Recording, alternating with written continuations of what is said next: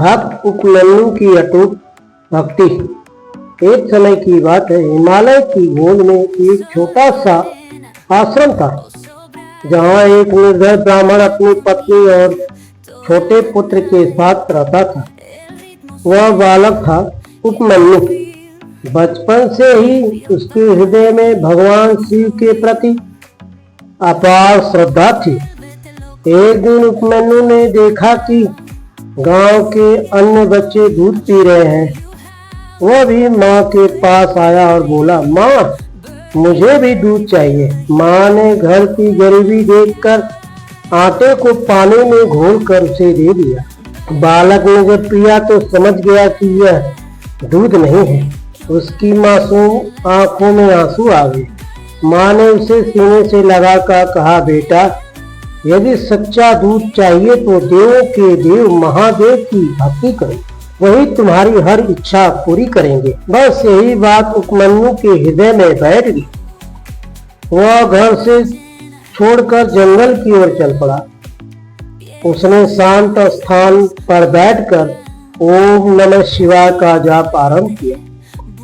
दिन रात, धूप बारिश, ठंड गर्मी, वह बिना रुके तपस्या करता रहा। समय बीतता गया, उसकी तपस्या से पूरा वन पवित्र हो गया। देवताओं ने सोचा कि यह बालक इतनी छोटी उम्र में इतनी कठोर साधना कैसे कर रहा है। तब भगवान शिव ने उसकी परीक्षा लेने का निश्चय किया। वे एक साधु का वेश धारण कर उपमन्यु के सामने प्रकट हुए और बोले, बालक, तुम किसकी आराधना कर रहे हो?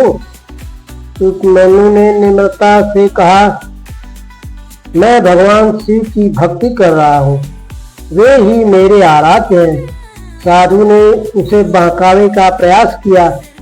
शिव तो भूतों के स्वामी, वे तुम्हें क्या देंगे? किसी अन्य देवता की पूजा करो। यह सुनकर उपमन्यु क्रोधित हो गया। उसने दृढ़ स्वर में कहा, मेरे प्रभु के बारे में एक शब्द भी अपना जनक मत कहिए। वे ही मेरे सृष्टि के आधार है, मैं उन्हें कभी नहीं छोड़ूंगा। उपमन्यु की अटूट श्रद्धा देखकर भगवान शिव अत्यंत प्रसन्न हुए। उसी क्षण वे अपने वास्तविक दिव्य रूप में प्रकट हुए। चारों ओर प्रकाश फैल गया, गगन में डमरू बजने लगे और देवगण स्तुति करने लगे।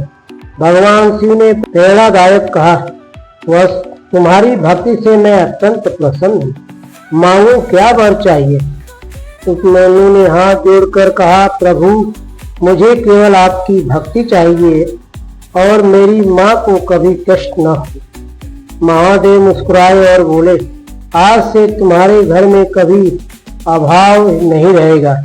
तुम्हें ज्ञान, वैभव और दिव्य आयु का वरदान देता हूँ। इतना कहकर उन्होंने उसे दिव्य अमृत पिलाया। उपमन्यु का जीवन बदल गया। वह महर्षि बना और संसार को सिखाया कि सच्ची श्रद्धा और विश्वास से भगवान अवश्य प्रसन्न होते हैं। कहानी से सीख, इस कथा में हमें यह शिक्षा मिलती है कि सच्ची भक्ति से सच्ची होती है। जब मन में अटूट विश्वास और समर्पण हो तो भगवान स्वयं भक्त की रक्षा करते हैं, चाहे परिस्थितियां कितनी भी कठिनाई क्यों न हो। यदि हृदय में ओम नमः शिवाय का जाप हो तो हर कष्ट दूर हो जाता है। जय भोलेनाथ, हर हर महादेव।